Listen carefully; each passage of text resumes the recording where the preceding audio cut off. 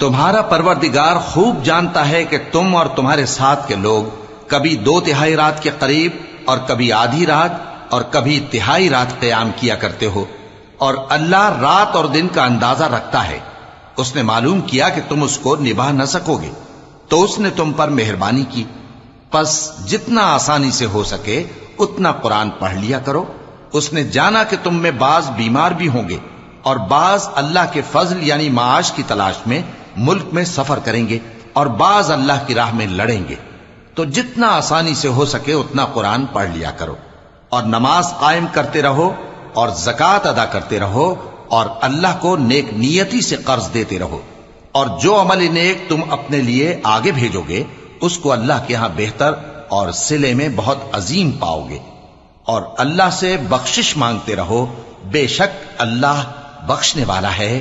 مہربان ہے۔